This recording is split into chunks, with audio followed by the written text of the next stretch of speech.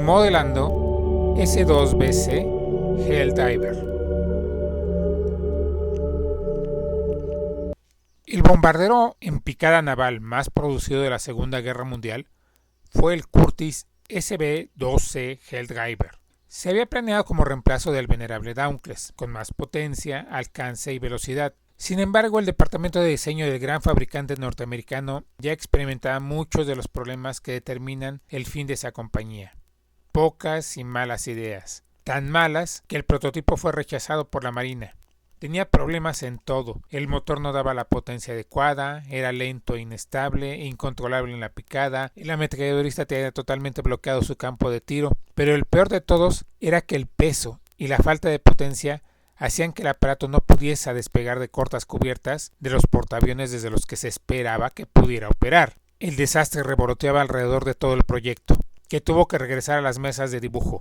Un nuevo y enorme timón para compensar la inestabilidad. La parte del fuselaje era desmontable, las alas se prolongaron, se mejoró el motor y el tren de aterrizaje. Se intentó aligerarlo, pero ese enorme timón volvió a engordar el aparato, tanto que volvió a los viejos problemas. Aun cuando el aparato entró en servicio, el problema más común era que un avión totalmente cargado, al llegar al borde de la pista, se iba por la borda en vez de despegar. El concepto de bombardero en picada embarcado surgió como la respuesta de la US Navy al problema de cómo colocar una bomba en un buque. A finales de los 20 se consideraba que el torpedo era el arma suprema contra los acorazados, y las aviaciones del mundo desarrollaron aviones para la tarea. Sin embargo, un torpedero es un avión muy poco flexible, y en los 30 se pensó que otra forma de atacar un buque era por medio del bombardeo de precisión, y mientras que el ejército optó por las mirillas Norden en enormes bombarderos, cuatrimotores que salían de tierra, la Marina optó por el bombardero en picada, un pequeño avión con una sola bomba de gran potencia, que al localizar el blanco se lanzara en picada contra él.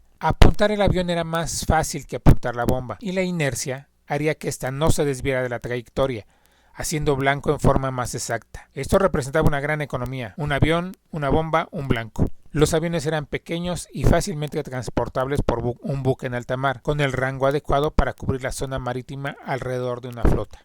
La guerra en el Pacífico empezó hasta finales del 41, y en ese tiempo la tecnología del Dauntless se había hecho obsoleta. El avión era lento y mal armado para los estándares de la época. Sin embargo, fue el aparato que estaba disponible y logró algunas de las victorias más espectaculares de la Marina en la guerra. Un reemplazo más moderno hacía falta. Desde 1939 se estaba haciendo ya un sustituto, el SB-2C, al que se decidió llamar también Helldiver.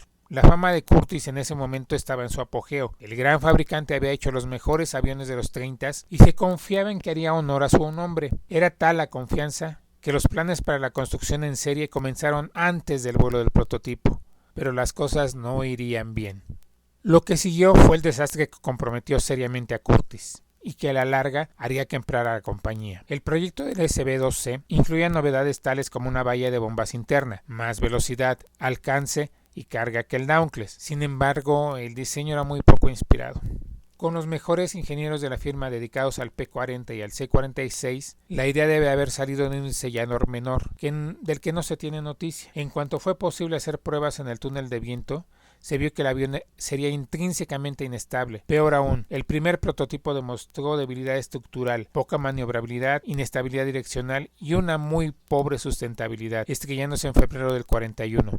Hubiera sido el fin del proyecto, pero las fábricas ya estaban siendo equipadas con el utillaje necesario para fabricarlo por montones. Fue necesario aferrarse a él.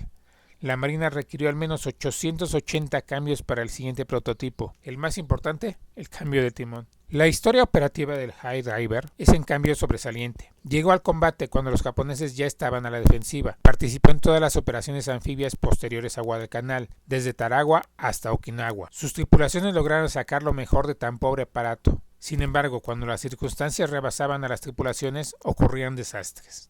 45 aparatos se perdieron sin interferencia del enemigo cuando se les agotó el combustible en la batalla del Mar de Filipinas, también llamada la Gran Cacería de Patos de las Marianas. Para 1945 algunos portaaviones habían logrado esquivar ser equipados con el Helldiver y honestamente fue retirado del servicio en cuanto fue posible, lo más rápido que pudieron. Vio muy poco de la posguerra. Fue exportado a los franceses, que lo usaron en la guerra de Indochina, y por los griegos que lo emplearon en la guerra civil, donde al operar desde tierra, al fin pudo librarse de muchos de sus problemas. Asimismo, sirvió en las marinas portuguesa e italiana, que lo usaron brevemente desde bases terrestres.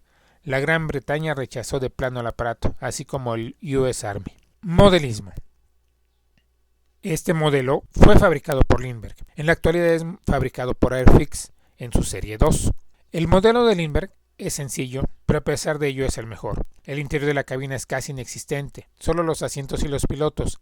El exterior sí es algo más detallado, con algunas líneas recesadas y otras resaltadas. El modelo venía originalmente con una base. Las calcomanías eran para un avión del USS Yorktown en 1944. Galería. Escuadrón de bombardeo número 10, USS Yorktown. Los grupos aéreos del nuevo portaaviones CB-10 USS Yorktown fueron conformados con lo más modernos que había en ese momento: cazas Hellcat, torpedos Avenger y bombarderos en picada Helldiver. Sus primeras operaciones fueron alrededor de Wake, destinados principalmente para que sus tripulaciones recibieran el bautizo de fuego. Siguieron sirviendo en las operaciones sobre las Marianas, Iwo, Okinawa, y fueron los que participaron en el bombardeo de tierra firme japonesa. Este es el viejísimo modelo de Lindbergh. Lo ensamblé directo de caja, supongo que a principios de los 80. Lo compré en el Palacio de Modelismo de Necomisa. Originalmente llevaba pintura Necomat. En algún momento debo de haberlo repintado con pintura Gunze. Las calcomanías son originales del modelo, que ha perdido una hélice, supongo que en el temblor. Ya no se consigue este modelo de Lindbergh.